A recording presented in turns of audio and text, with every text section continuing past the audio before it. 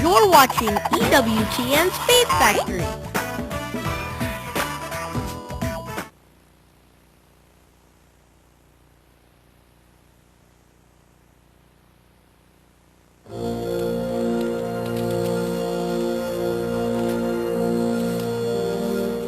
Come, O blessed of my Father, for I was hungry, and you gave me food.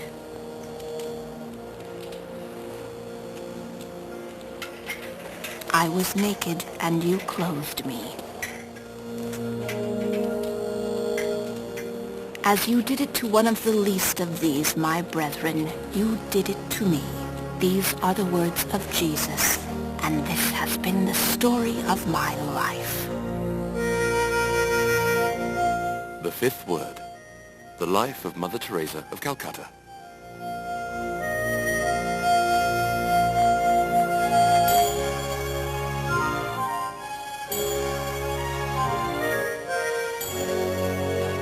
The Slums of Moti Jheel, Calcutta, 1979.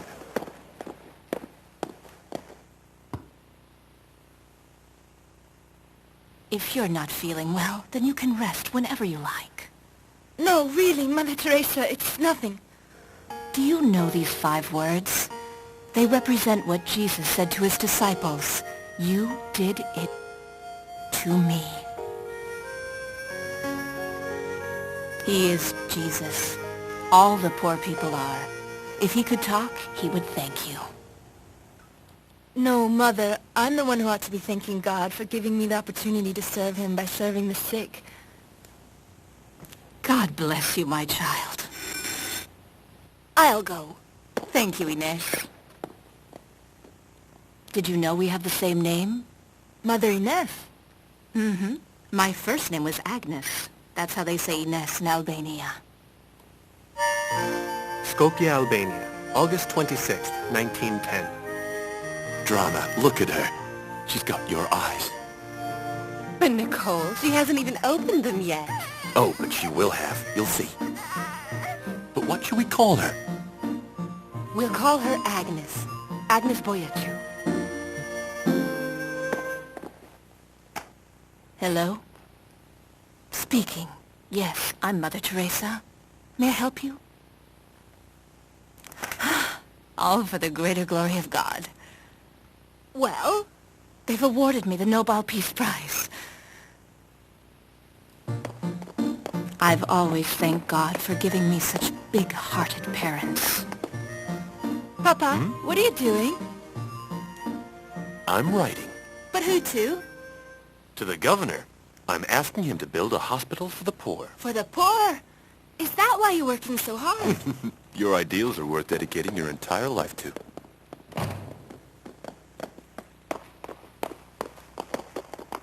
Now, children, I need your help. Aga, put some water on to heat. Agnes, warm up some milk. Lazar, help your sisters. I don't know if the children ought to see this. Some things are better learnt by example than by words.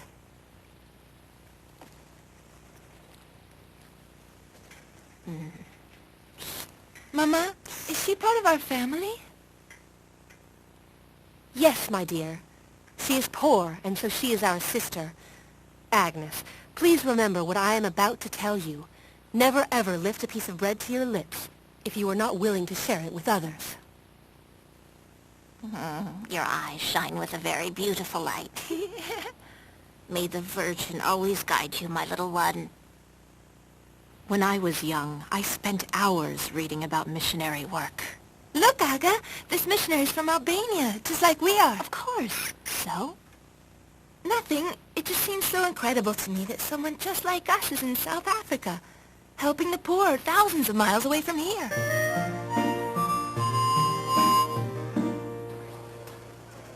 Must I really go to Oslo? Yes, Mother. I think so. I don't know. I don't like being the center of attention. I know, but I think you ought to go.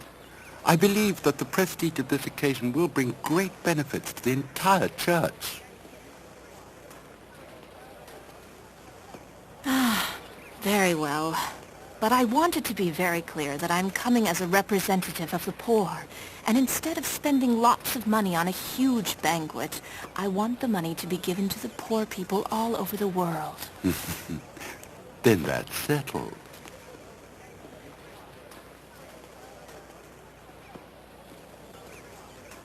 When I was young, my love for our Mother in Heaven grew greater and greater. I visited her every afternoon, always asking her the same thing, to help me see what God wanted me to do. I knew that he was asking something of me, but I didn't know what. I was confused.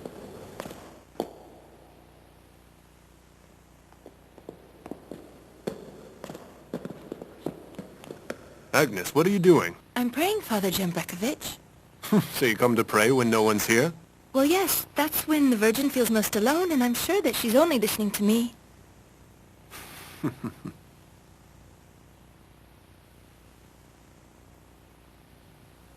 Mother, help me find the path that your Son has prepared for me. That afternoon, I finally saw what God wanted me to do. I knew that what God was asking of me was going to be very hard for my mother. Mama, God is calling me to be a missionary. You're not happy, are you? Have you thought this through? Well, it was the Virgin who told me, and every day I can see it more clearly. I want to dedicate my life to serving the poor. He made the decision. Very well, my daughter. But remember that you will always belong completely to Christ. Place your hand in his, and never abandon him along the way. Oh, how I wish Papa could have been here. My father died when I was still a young girl. After his death, my mother set up a sewing workshop. My sister Aga and I helped as much as we could. And that was how we made a living. A letter from Ireland. Oh? What does it say, Father? I haven't opened it yet. Let's see. Your application has been accepted. You'll enter the Loreto congregation as a novice in Ireland. Agnes, you're going to be a missionary. Look, Papa, look! On the day I left for Ireland, I didn't know whether to be sad because I had to say goodbye, or happy because God had opened up a path for me.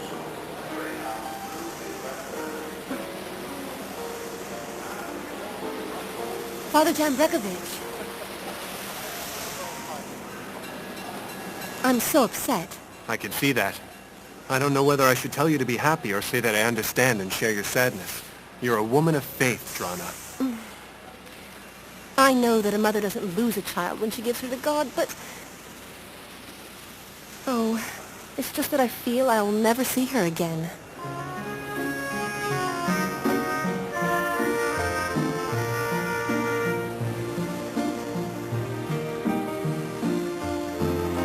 Ireland was so utterly different from Albania. What I was most afraid about was having to speak English. I had taken it into my head that it was a very difficult and foreign language. Hello, my name is Agnes. I come from Albania. Hello, Agnes. Welcome to Loreto. You speak my language. My name is Erica. I'm from Budapest, but I grew up in Tirana. You know, you're the first Albanian novice here. Come with me. I'll show you your room. And then you'll meet the Mother Superior. Really? But what should I wear? Oh, we don't have that problem here. We all wear the same habit.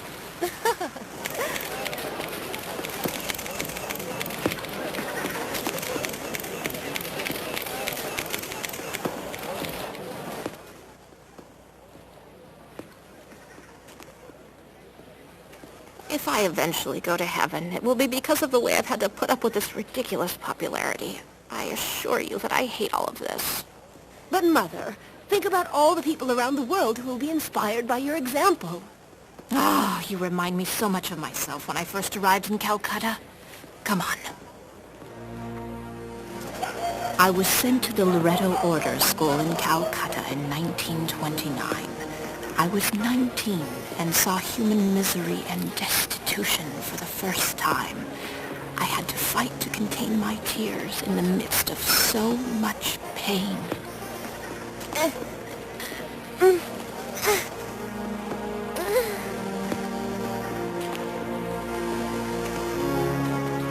It was then that I started to remember everything I learned as a child. And that's how it happened. You see?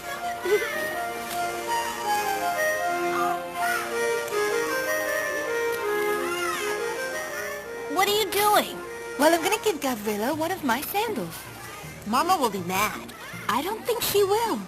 Oh, there's no need to do that. You're right.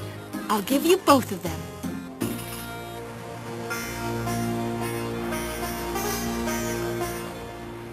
Why did you do that? You can't just go around giving things away to people. Mama says that the less that we own, the more we can have. That's impossible. Love makes it possible. For a very long time, I thought that I knew exactly what I would be doing until the end of my days. Giving classes and teaching the girls in my school. And I liked the sound of that. Sister Teresa, it's me, Dora. Come in. Sister Teresa, there's a woman in the slums of Motijil who gave birth yesterday, and she's so weak that if we don't do something, her baby is going to die of hunger. In Motijil? Yes, sister. We're afraid to go there. That's why we want you to come with us. I can bring some milk from home. And I'm sure I can find some bread. All right. We'll go at once. Hey!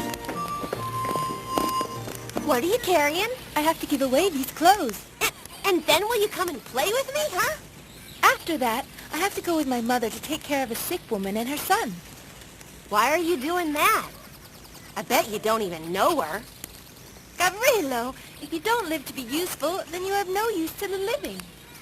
I think I would be afraid to be around sick people all day. Well, Gavrilo, you know what I say? That fear is the biggest obstacle of all. Obstacle to what? To flying up to heaven. Ah, yeah! Don't let go of my hand. We're almost there. Sister, over there, under the big rocks.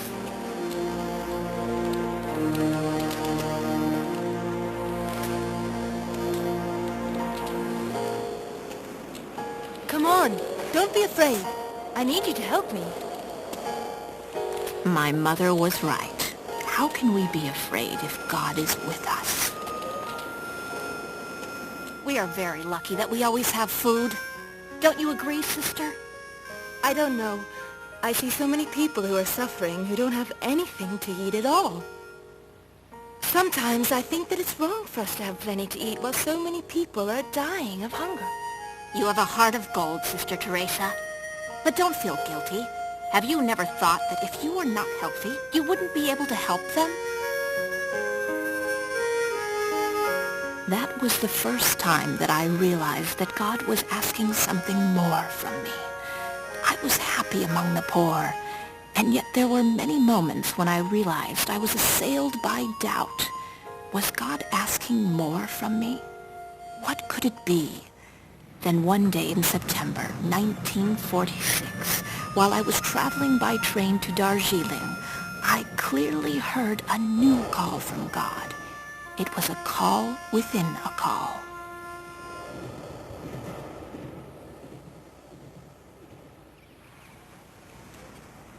Oslo, Norway, 1979.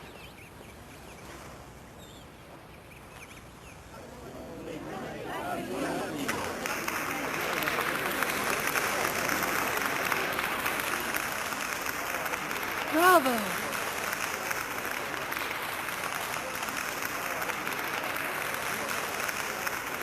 Look, she's not wearing any shoes.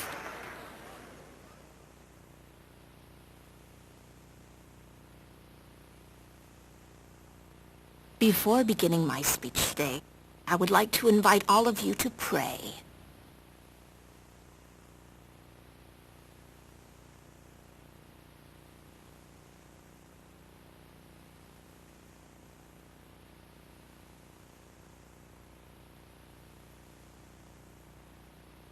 It is not enough to say, I love God, but I do not love my neighbor.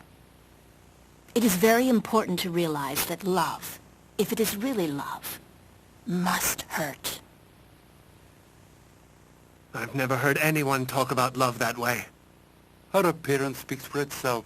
She doesn't need to utter a word. Her presence is enough to tell us everything.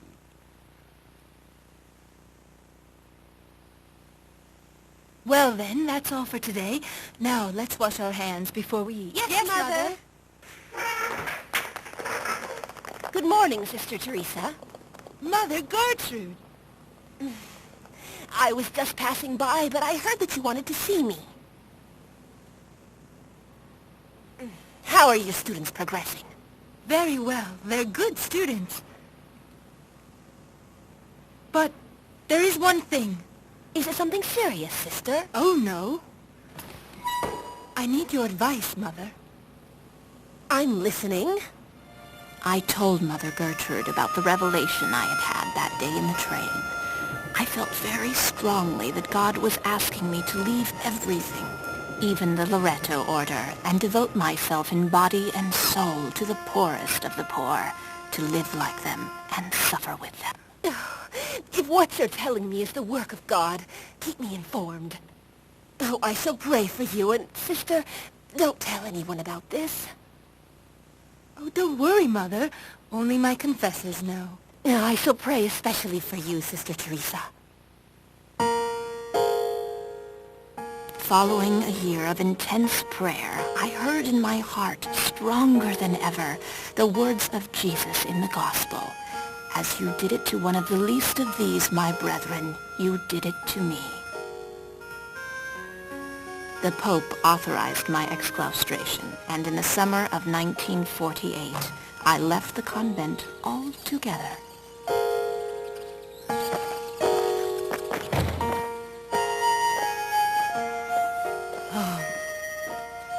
Mother, stay with me always.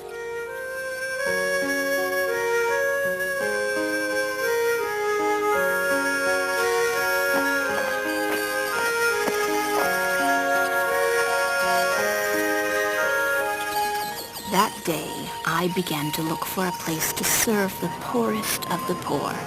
But God had other plans for me. Could you spare something, sister? I haven't eaten for days. My children are dying of hunger. Oh. Here you are, my friend. I'll just keep one to buy something to eat. Thank you very much, sister. Thank you. Sister, would you care to make a donation for the Catholic press? I'm sorry, but it's the last one I have. God bless you, sister. But I can't accept it. Oh, please take it, Father. I am in the hands of God. He will take care of me. What order do you belong to, sister? I don't recognize your habit. I am Sister Teresa. I'm a missionary, and I'm looking for some way I can help the poor and the ill in Montegil. You have a great deal of work ahead of you, sister. I will be sure to pray for you every day, and I will come to see you. I am Father Julian.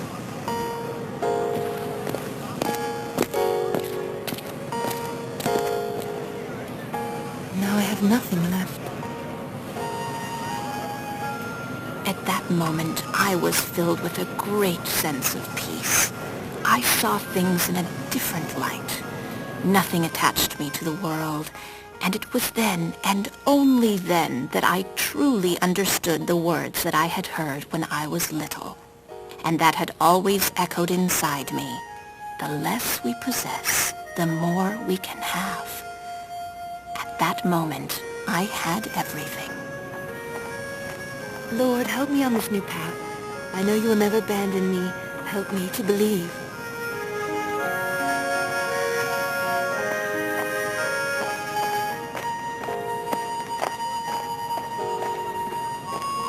Sister! Ah! Father Julian! How did you find me? Here. They gave me this to give to you. For me? At first, I wasn't sure. But when they said it was for a nun who wore a white sari, I just knew. But who would...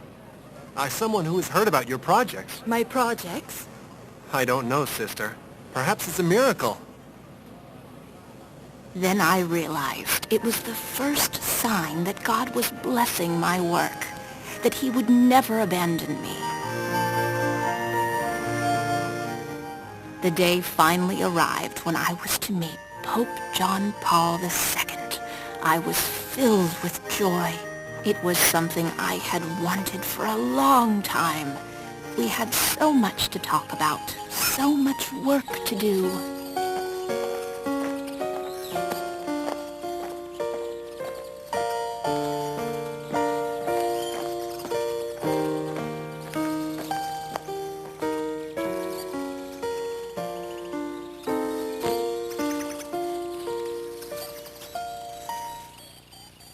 Now a very important public figure. The Nobel Prize only means that people appreciate what I'm doing, but I'm not doing it for them. It's for God. I know. I've always followed your work very closely. Now your fame is growing. Your Holiness, my fame can't grow much more. It won't fit in such a small habit. If only we all had your strength and your smile.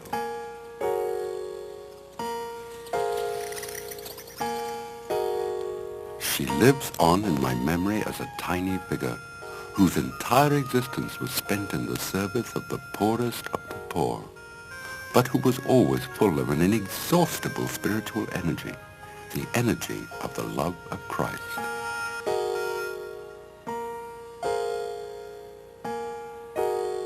One day, I found a woman half dead in the street who was being eaten by rats. They didn't want to take her at the hospital. It was then that God made me see the need to build the home of the pure heart, a place where the destitute could recover or die with dignity. On another occasion, I picked up a baby that was only a few weeks old, together with the leprous body of the baby's mother. From that came the Home for Abandoned Children. Mother Teresa of Calcutta died on the 5th of September 1997. At that point, her Order of the Missionaries of Charity had extended all over 5 continents, with some 3,000 nuns and 300 novices devoted to serving the poorest of the poor. Voices from all over the world asked for her to be declared a saint because of her love of God. She truly followed these words of Christ: "When you did it to these, my brethren, you did it to me."